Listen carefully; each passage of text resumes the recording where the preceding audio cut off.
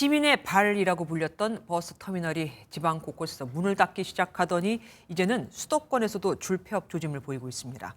인구는 줄어드는데 KTX 등 대체 교통수단은 늘고 코로나19 사태까지 겹치면서 직격탄을 맞은 건데 때문에 막대한 운영비를 떠안으며 버스 터미널을 인수하겠다는 곳도 찾기 힘듭니다.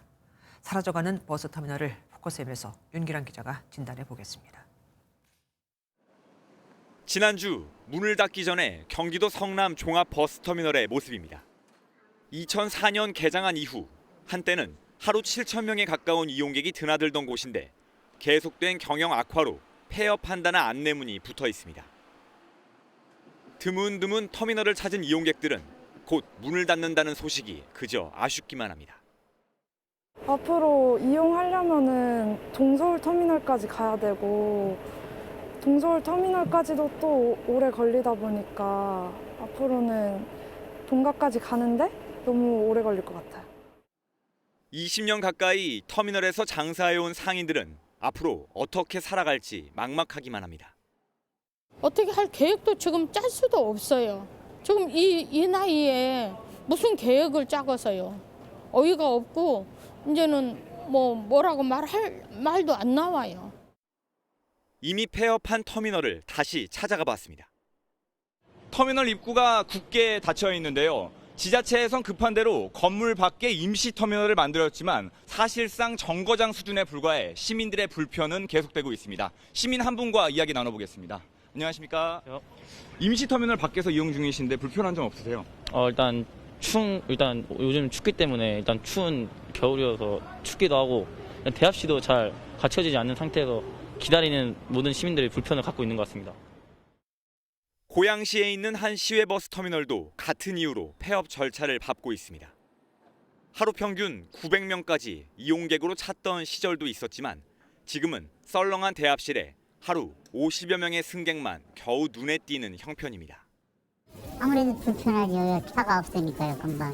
멀리서도 여기 많이 오는데요. 차가 없어서 못 다니고 그랬는데. 의정부 시외버스 터미널은 겨우 운영이 유지되고 있지만 갈수록 버스 이용객이 줄면서 상가 대부분이 문을 닫았습니다. 손님이 있어야지 뭐.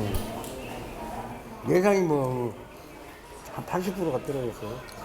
우리도 여기서 맨날 놀다 들어가는 거야 그냥.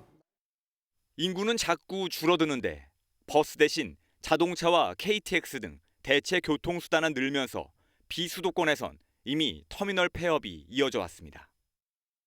여기에 코로나 사태까지 겹쳐 이동량이 급감하면서 수도권 터미널까지 적자폭을 감당할 수 없는 지경에 이른 겁니다.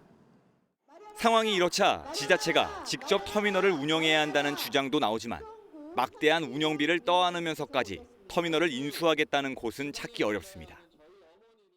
지방 재정이 열악하다 보니까 방치를 하고 있는데 또 여전히 그 공공성이 높고 유용한 노선들이 존재를 하거든요. 민간하고 공공이 좀 합작을 해서 재개발을 하면 어떤가 하는 생각.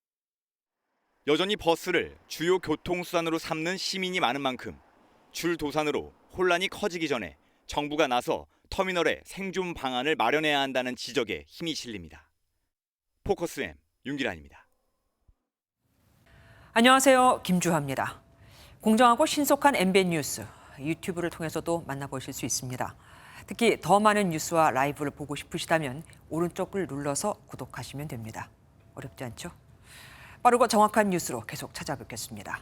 MBN 뉴스를 시청해주신 여러분 고맙습니다.